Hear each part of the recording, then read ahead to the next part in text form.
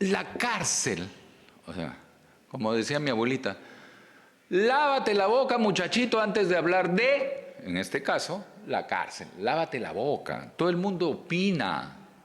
Todo el mundo dice, la cárcel debe ser así. Dice, apagón eléctrico, bravo. Que le cierren los celulares, bravo. Que los bañen todos los días, bravo. O sea, si por lo menos no has leído los estudios de Foucault, de Tocqueville, o no has leído El Conde de Montecristo, o no has leído Los Miserables, o no has leído, en fin, miles de escritos que se hacen sobre la cárcel, no opines. ¿Está de moda la prisión? No digo que esté de moda ir a prisión, sino en los círculos sociales, políticos, académicos, está el tema de la prisión en permanente discusión. Ahora todos los candidatos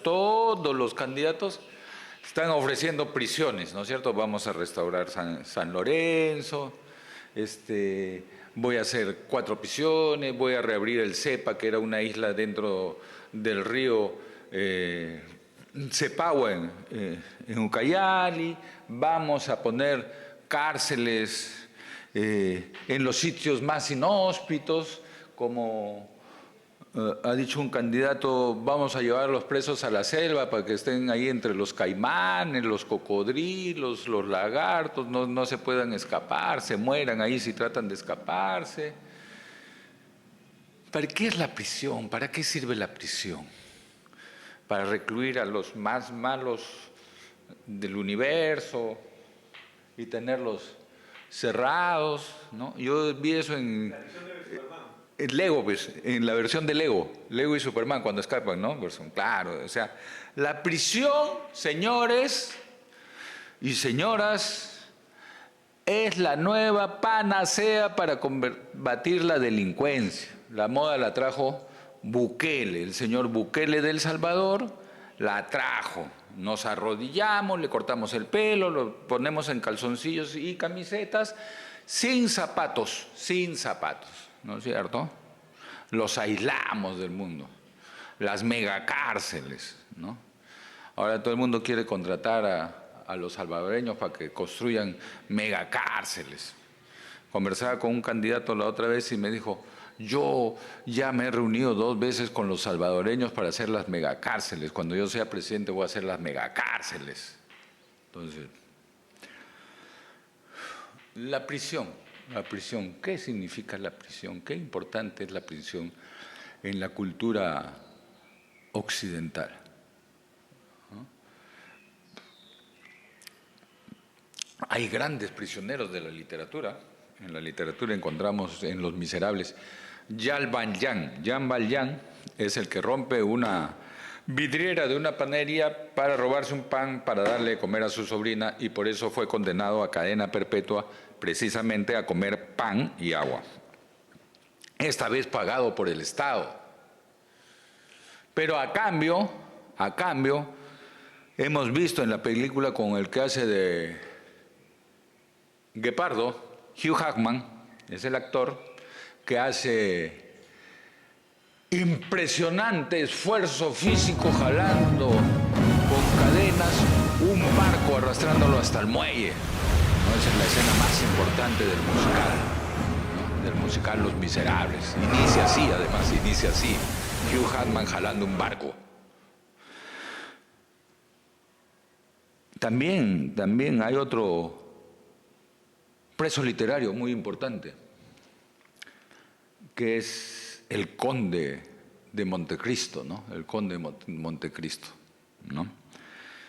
Este prisionero que es encerrado con un ex sacerdote que tiene escondido un tesoro y que le enseña de todo, porque Jean Valjean es un ciudadano de a pie, es un ciudadano como Jean Valjean. Edmundo Dantés es un ciudadano de a pie, común y corriente, que no sabe ni leer ni escribir, y es este cura que le enseña todo, idiomas, modales, a pelear, ¿no? Es espadachín, etcétera, etcétera, etcétera, a razonar, a pensar, a cultivar su cerebro. Tiene mucho tiempo, horas al día, cultivan su cerebro y cultivan su cerebro y cultivan su cerebro. Hasta que se muere el mentor. Se muere el mentor y entonces él cambia los cuerpos, su cuerpo se mete en el saco donde está el muerto y deja el muerto acostado en su cama de él. Y cuando vienen los guardias lo arrojan al mar y logra escaparse de la prisión. Edmundo Dantes, el conde de Montecristo. Y con todo lo que ha aprendido, empieza su venganza contra los traidores. Porque él es un personaje inocente, igual que Jean Valjean, Edmundo Dantes es un inocente. Por eso quizás en la cultura popular decimos la cárcel es la universidad de la delincuencia. El que entra a aprender más, a saber más, ¿no es cierto? Quizá ha dejado huella en la cultura popular el personaje de Edmundo Dantes, que regresa a la sociedad súper, hiper capacitado. El otro personaje famoso por una película realizada por Steve McQueen. Steve McQueen fue el actor. Papillon, que es un preso francés a inicios del siglo pasado, el siglo XIX, es llevado a una isla en las Guyanas, que quedan las Guyanas francesas, a una isla, también a hacer realizar trabajos forzados. Él tenía un número de su preso. Así, el número de preso. ¿Se acuerdan cuando a Abimael le pusieron un número de preso, no? 1509, no me acuerdo. Número de preso. Con su traje a rayas. Ya. En esa época no le ponían el cartelito encima del traje, se lo tatuaban, el número se lo tatuaban para que no se escape y no se fugue. Y si se fuga lo pueden recuperar. Hey, este es nuestro preso, regrese. Se tenía tatuado en el pecho su número de preso, no su nombre, su número. Y él cuando se fuga decide tapar el número de preso que había tenido y lo tapa con una mariposa, Papillon en francés es la traducción de mariposa. Mariposa quiere decir papillon, o se dice en francés papillon. Es uno de los presos más famosos de la historia por su tatuaje de la mariposa, ¿no es cierto? Hay un poco de reminiscencia, de reverberancia, ¿no? En la película El silencio de los corderos o El silencio de los inocentes, porque ahí la imagen es de un secuestro y la imagen es de unas larvas convirtiéndose en mariposas, ¿no?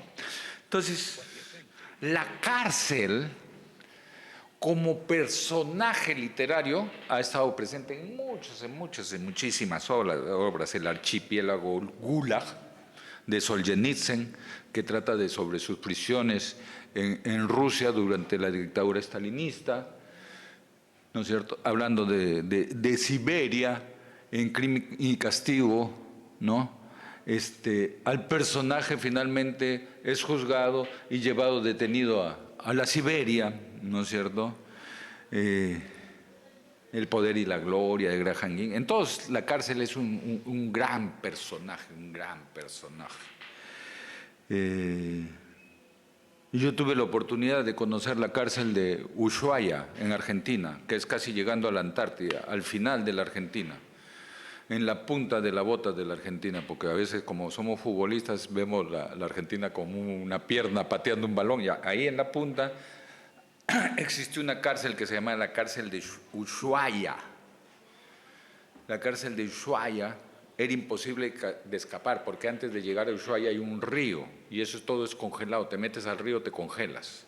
Entonces la gente tenía que vivir de la ribera del río para allá, Esa era una cárcel.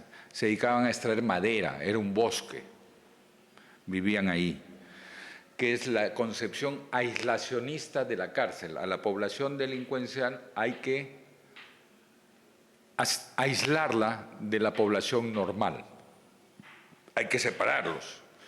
Como dice la Biblia, la paja del trigo, aparte.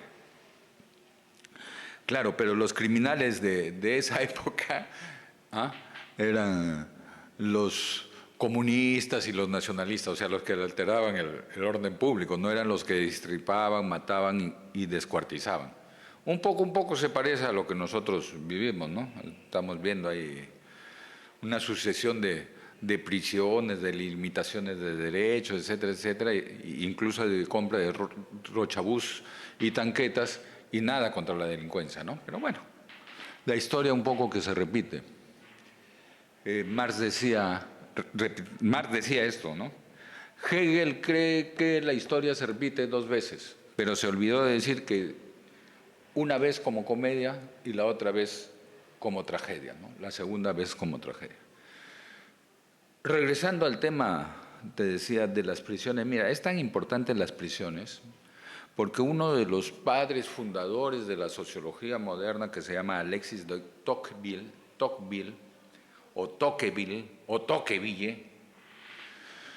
francés de nacimiento,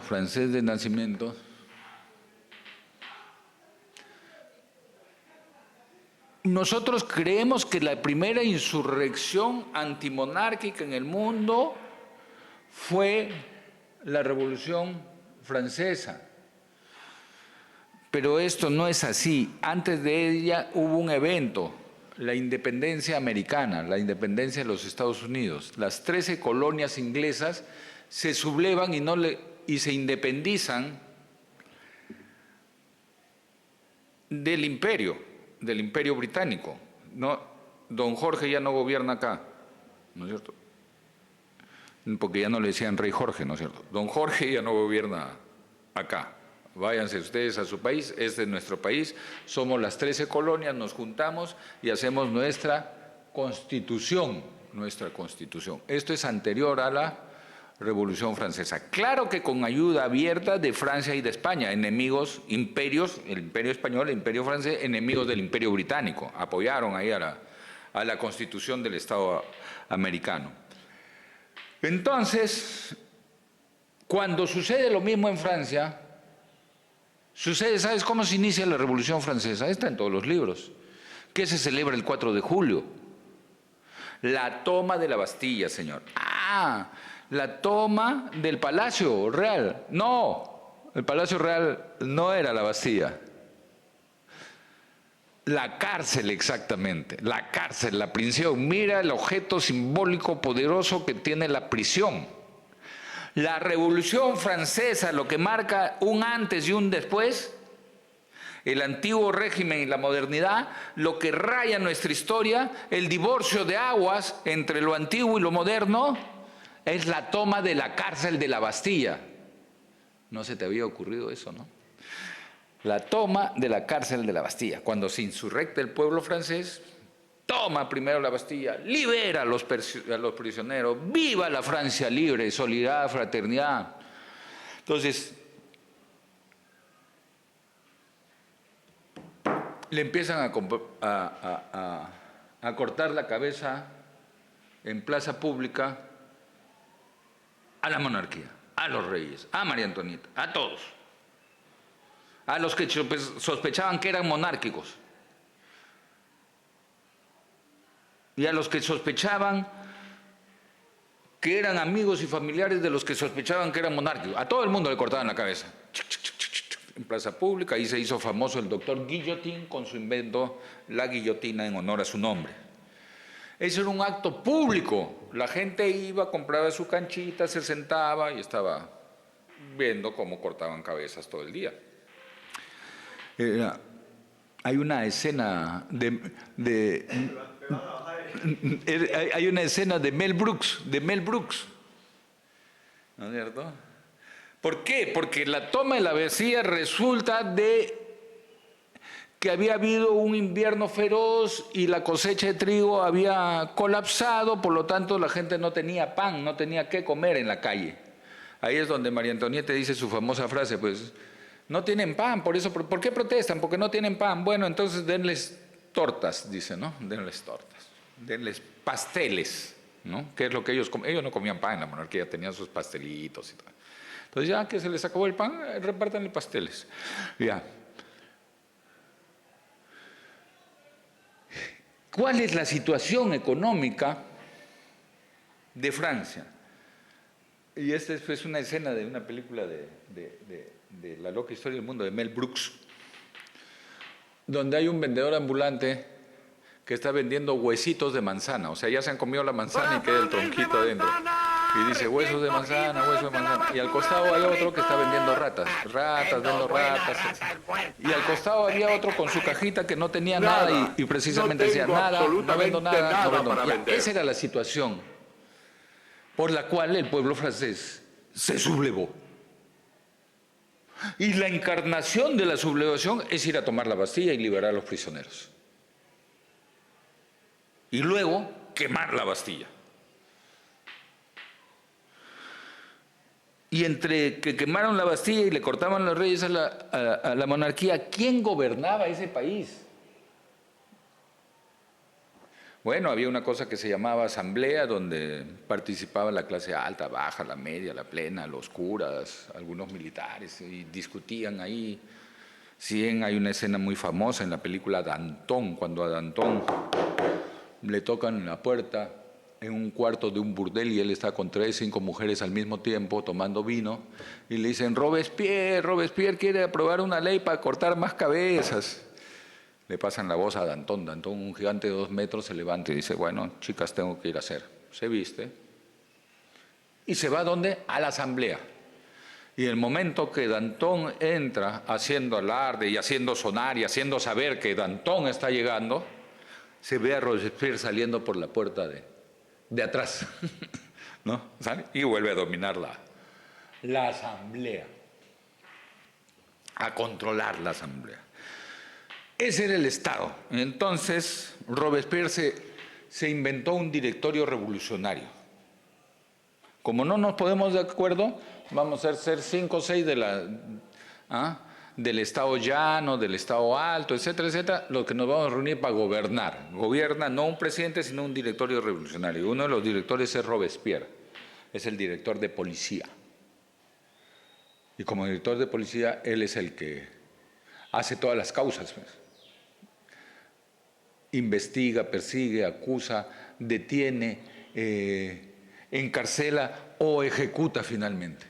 Robespierre es el imperio del terror en Francia, el imperio de Robespierre, del directorio Robespierre. Bueno, eso es todo lo que existe como gobierno. Es el caos generalizado en Francia. Y entonces un señor, que lo mencioné hace un rato, Alexis de Tocqueville, al ver el horror de un país que la monarquía le están cortando la cabeza, que la asamblea es una olla de grillos y que tienes un directorio revolucionario que es más bien un directorio del terror policíaco, persecutor. Lo único que está cuidando es que no les quiten el poder. No está gobernando, está persiguiendo a los enemigos de la revolución. Eso es todo. Entonces Tocqueville dice, así no se puede manejar un país. ¿Qué hemos hecho? Dios mío, nos volvimos locos. Pero hay un país que se separó del imperio, que no tiene monarquía y que funciona.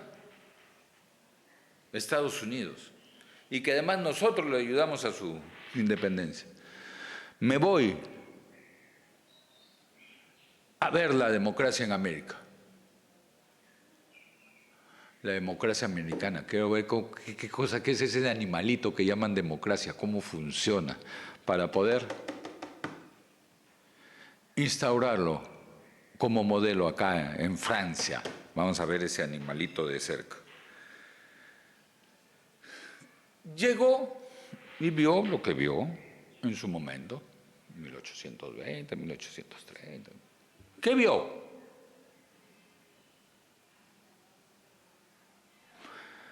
Él dijo, yo voy a ver qué tan bueno es este sistema de gobierno estudiando cómo tratan a sus peores ciudadanos. Cómo la administración pública, la gobernanza pública, el gobierno público trata a los peores dentro de su sistema. ¿Quiénes son los peores? Los criminales, pues. Y voy a entender su democracia viendo cómo el Estado trata a esos criminales. Y escribió un famoso libro, El sistema penitenciario de Estados Unidos, donde está toda su investigación y describe, y el famoso libro, La democracia en América.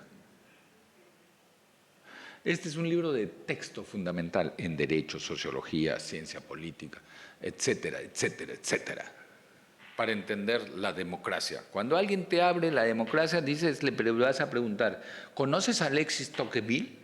¿Has leído uno de sus 2 libros? Bueno, tiene más, pero de estos 2, lo mínimo, si me vas a hablar de democracia, me hablas del libro de La democracia en América, de Tocqueville. Si no, no me hables. Y si eres liberal, peor, porque este no es comunista. Entonces, estudió la democracia en América. Y entendió para qué sirve una cárcel, para qué lean a Tocqueville. En mis otros videos digo, créanle a Tafur, no me crean a mí. Bueno, ahora tengo que cambiar de mi opinión. Ya no le crean a Tafur, lean a Tocqueville. Tocqueville cree que la cárcel tiene que cumplir un rol social en la sociedad. Y ese rol es remoralizar al delincuente. Tocqueville dice, el delincuente es un ciudadano común, sino que ha perdido la moral. Algo sucedió en su vida que hace que ese señor no tenga moral, ética, valores. Y entonces lo agarras y lo metes a la cárcel. Pero no es un congelador que lo congelas ahí, sino la cárcel cumple un papel remoralizador. Quiere decir que este señor, en tantos años de estar en la cárcel, tiene que salir remoralizado. Él habla de moral. Tiene que salir un hombre con una nueva moral, con recuperar la moral cristiana. Y entonces propone el sistema que los individuos tienen que estar aislados, no tienen que estar unos juntos con otros. Cada uno debe dormir en una habitación separada de la del otro. ¿Para qué? Para que todo el tiempo puedan contemplar y conversar con Dios, estudiar la Biblia y leer y etcétera, etcétera. Él concibe que el rol de la cárcel debe ser moralizador o remoralizador, que la forma tiene que estar el ser aislado, contemplativo, pensativo. De ahí del nombre de celda, que es el habitáculo de los monjes y monjas de los conventos. Celda viene pues del panal de abeja, las celdas, de estar encerrado. Entonces, esta es la propuesta de Alexis Tocqueville. Alexis Tocqueville regresa a Francia y propone que las cárceles, o sea, empezar desde los criminales, no de la sociedad que está bien, sino tiene que ser pobladas las cárceles de personas que van a ser remoralizadas y que para eso cada uno tiene que estar encerrado en un ambiente aislado, en una celda, para que pueda, en su relación con Dios, en su contemplación, en su introspección, etcétera, ir remoralizándose a partir de rezar, etcétera. Es un concepto de cárcel moral, ¿no? y que eso no se puede hacer en contacto con otras personas, ¿no? Por eso en esa época había un señor, Bethmann, que inventó el panóptico. El panóptico es que acá están todas las celdas en forma circular y acá está una torre, que también tiene ventana circular, así como los aeropuertos, donde pueden mirar todas las prisiones, todas las celdas, toda la cárcel. Por eso se construye circular con una torre al medio y desde esta torre puedo observar todas las celdas. Este es el Estado, ¿no? Está al medio y mira todo, que es la teoría pues de la vigilancia. Pan quiere decir todo, óptico, mirar, ver todo, ¿no? El sistema de la cárcel donde todos se ven a todos, ¿entiendes? Porque están mirándose todos al frente. Y el que ve solo a todos es el que está en el panóptico, en la torre de control, de vigilancia. Este modelo del panóptico es analizado por Foucault. Toda su teoría del poder, el micropoder y todo eso, los micropoderes, toda esa vaina, está basado en el estudio de la cárcel del modelo de Bethmann del panóptico. El modelo de sociedad democrática tipo la americana está estudiado por Alexis Tocqueville años antes, un siglo antes, por Tocqueville, ¿no es cierto? Tocqueville.